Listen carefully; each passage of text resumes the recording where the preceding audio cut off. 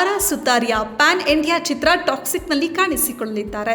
ಈ ಚಿತ್ರದ ಅವರ ಅದ್ಭುತ ಲುಕ್ ಇತ್ತೀಚೆಗೆ ಬಿಡುಗಡೆಯಾಯಿತು.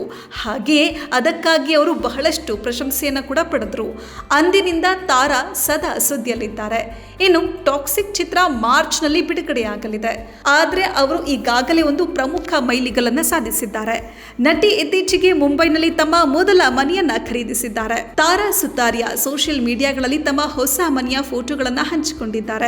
ಅಷ್ಟೇ ಅಲ್ಲದೆ ಈ ಸುಂದರ ಮನೆಯನ್ನ ಕಂಡ ಅಭಿಮಾನಿಗಳು ಇದು ಕೇವಲ ಮನೆಯಲ್ಲ, ಇದು ಅರಮನೆಯಂತೆ ಕಾಣ್ತಾ ಇದೆ ಅಂತ ಅಭಿಪ್ರಾಯ ವ್ಯಕ್ತಪಡಿಸಿದ್ದಾರೆ.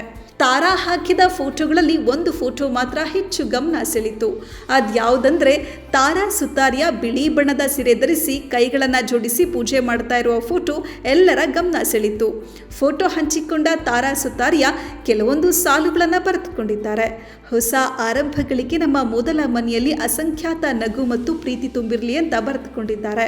ತಾರಾ ಇತ್ತೀಚೆಗೆ ನೀಡಿದ ಸಂದರ್ಶನದಲ್ಲಿ ತಮ್ಮ ಭಾವನಾತ್ಮಕ ಪ್ರಯಾಣದ ಬಗ್ಗೆ ಮುಕ್ತವಾಗಿ ಮಾತನಾಡಿದ್ದಾರೆ. ನಾನು ನನ್ನ ಶಾಂತಿಯನ್ನ ಕಾಪಾಡಿಕೊಳ್ಳಲು ಕಲ್ತಿದ್ದೇನೆ. ನಾನು ಚಿಕ್ಕವಳಿದ್ದಾಗ ಈ ತಿಳುವಳಿಕೆ ಇರಲಿಲ್ಲ ಅಂತ ಹೇಳ್ಕೊಂಡಿದ್ರು. ಇನ್ನು ಟಾಕ್ಸಿಕ್ನಲ್ಲಿ ತಾರಾ ಸುತಾರಿಯಾ ರೆಬೆಕಾ ಅನ್ನೋ ರೋಲ್ ಮಾಡಿದ್ದಾರೆ.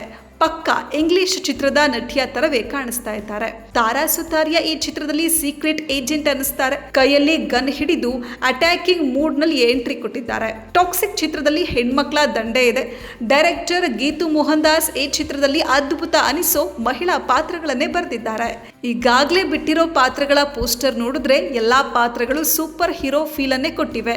ಪಕ್ಕಾ ಆಕ್ಷನ್ ಪ್ಯಾಕ್ಡ್ ಫಿಲಂ ಅಲ್ಲಿ ಎಲ್ಲರೂ ಕಾಣಿಸ್ಕೊಂಡಿದ್ದಾರೆ.